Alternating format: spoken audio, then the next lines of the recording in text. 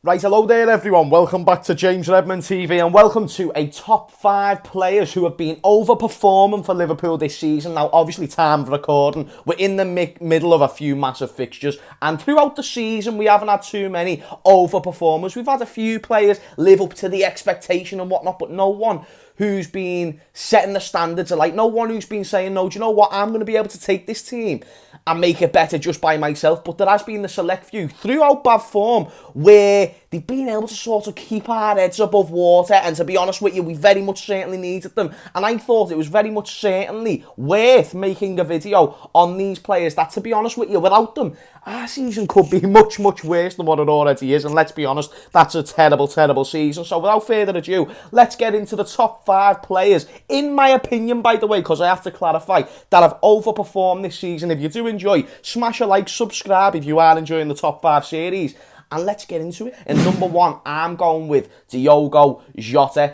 Well, actually, he's number 5, not number 1, but first player that I'm choosing is Diogo Jota, and I'll tell you why. This is the thing. Diogo Jota, you can talk about most improved players, and really you should be going off players who have previously played for your team. You should be going off players that you saw within a Liverpool kit, or obviously whatever team you support, and you make that judgment.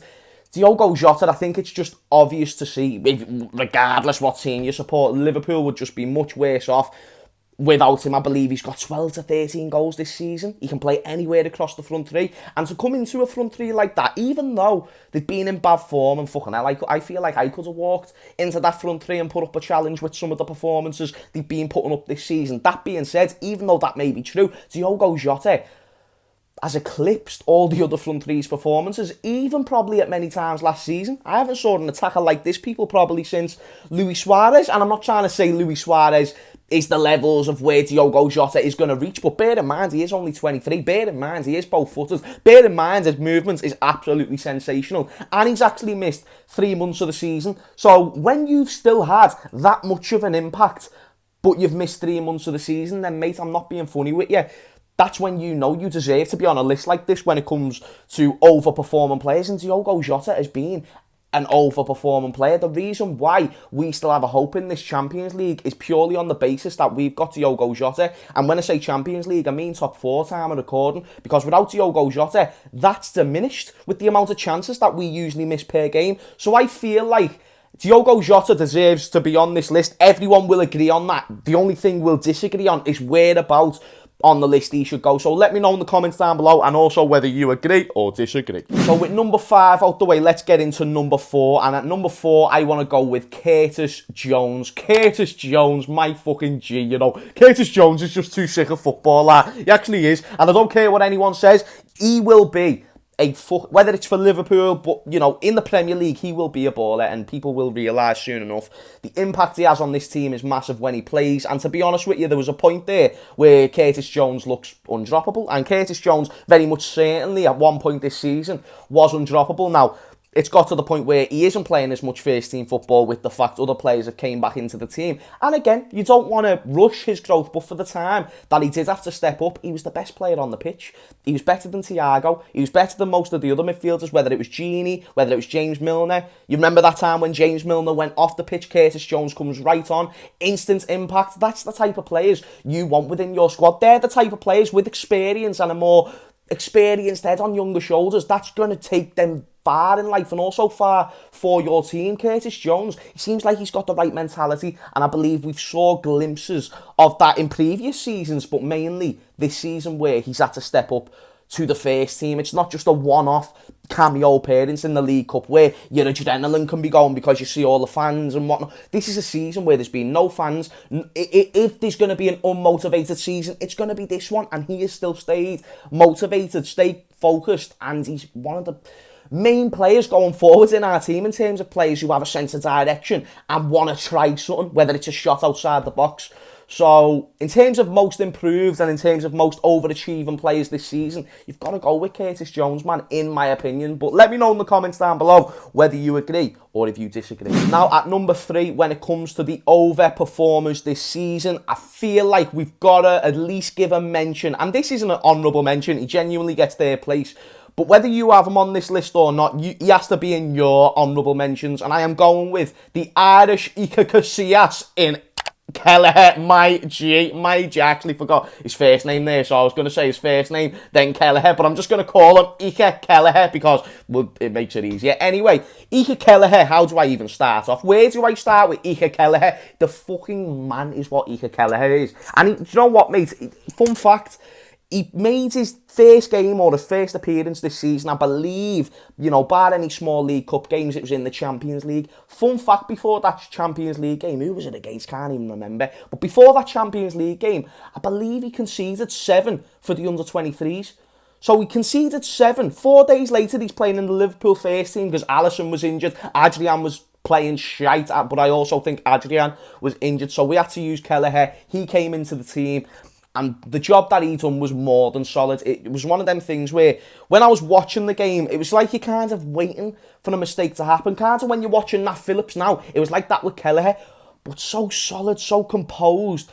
And actually was a big figure in that team within that time. He was man of the match for the majority of the games that he played and really set a world alight. And it's one of them things where, if we were to sell Kelleher now, at least we've got a little window of experience of first team football there where we can go, hey, do you know what?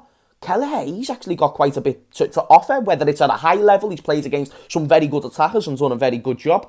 But not only that though, not only have we saw Kelleher can do well to the point where we could maybe coop a couple of million for him, but we've also saw that he can be an option for the squad. So while we've got Alisson, we're not going to be replacing Alisson anytime soon. It'd be lovely to go out and get a Donnarumma or something like that, but that's very unlikely to happen with our transfer policy. So with that being known information, we're looking at a Kelleher, and listen, I don't want to fall into the trap where we should start saying players like Kelleher are good enough to play for Liverpool, because realistically, you should always want to expand your thoughts on who you should want to sign, especially in a specific position. Just because one person's doing well doesn't mean you should just stick with them.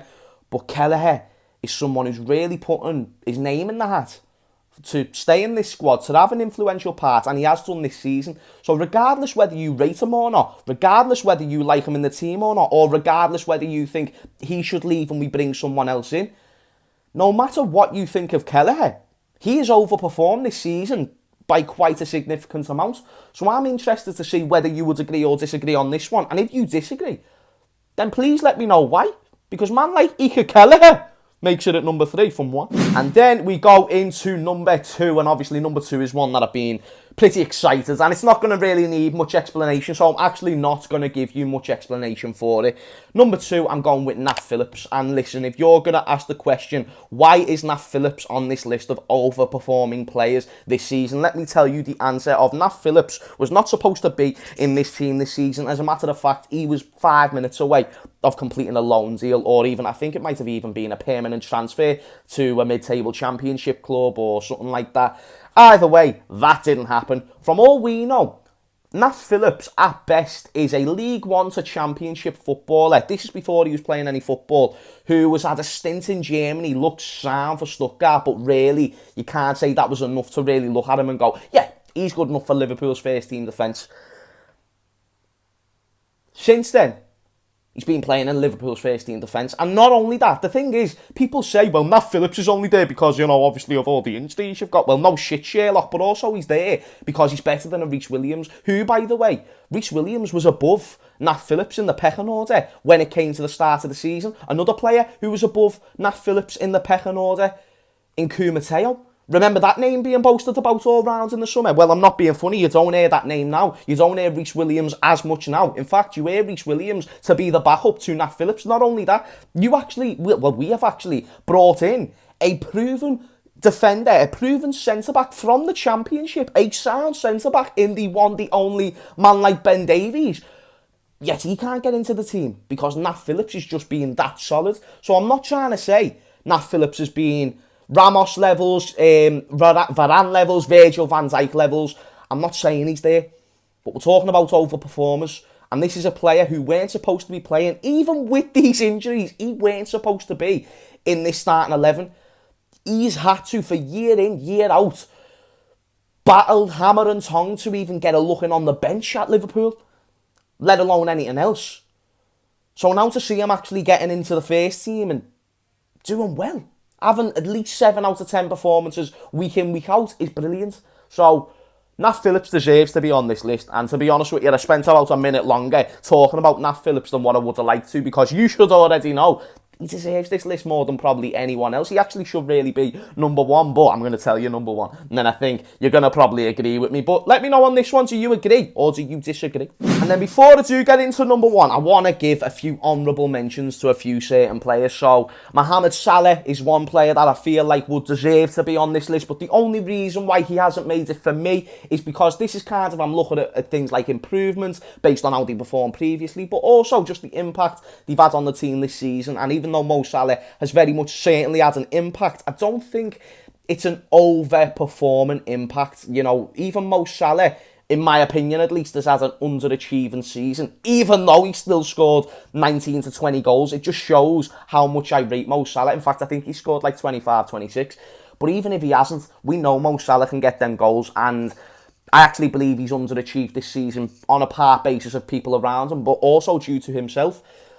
But he's still world class, and that's why he hasn't made this list, but most other lists that involve good things, Mo Salah will be on that list. Another honourable mention, Ozan Kabak, someone we signed in January, someone who didn't get first team football straight away, but when he did, took the opportunity and he's took it well. He's done very, very good. Kind of like Nat Phillips. Not a lot of expectation, but a lot of reward that came out of that risk.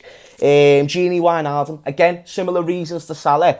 Has he really overperformed? Probably not, but, you know, just the fact he's there, he's reliable, he's an option week in, week out, unlike everyone else this season.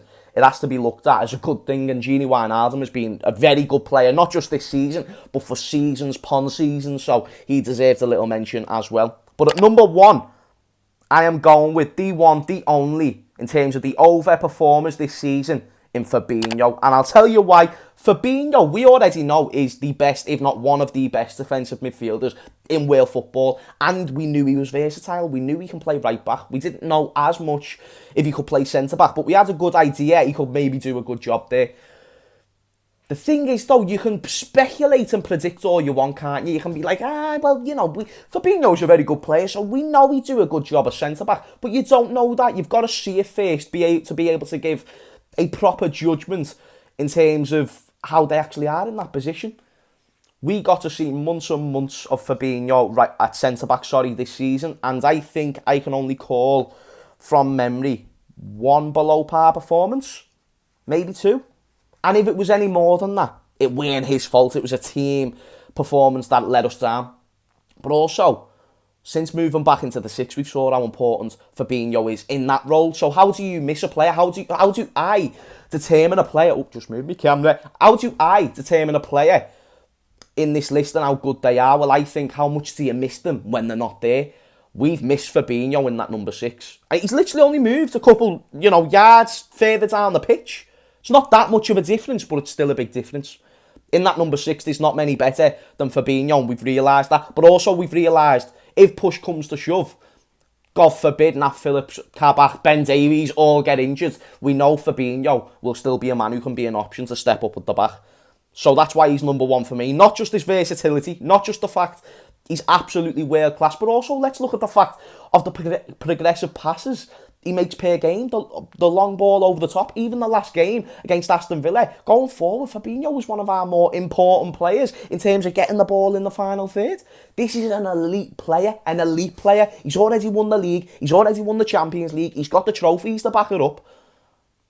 Now, he's in a team that's an absolute shit show, and he's still world class. And I don't think any neutral, any Liverpool fan will disagree on that. And again, it's not whether or not you have Fabinho on this list, it's where you have Fabinho on this list. And I've got him at number 1 for the fact that I look at it as, even with all the other players, if there was one player who weren't in this side all season, would we be in the bottom half of the table? I think Fabinho will be that player. I really, really do. So, to see how much he's stepped up in the absence of the likes of Virgil van Dijk and still maintain great performances, we've got to remember, Virg is a leader. So when you're losing leaders like that in the dressing room, it's going to make a big impact on your performances. And Fabinho's performances have stayed there. So that's why he's been given number 1 for me. But let me know in the comments down below whether you agree or disagree. But people, that has been the video on I've probably called it overachievers, overperformers. But basically top 5 players who have exceeded expectations this season. That's basically what, based on circumstances and whatnot, but that's what this video was. So hopefully you enjoyed, hopefully you interacted in the comments down below. If you could, the Redmond Army, smash a like if possible, just because it really does help out and whatnot. But that being said, people, thank you for watching this video. Thank you for taking the time out of your day. And yeah, you have a marvellous one. Peace out.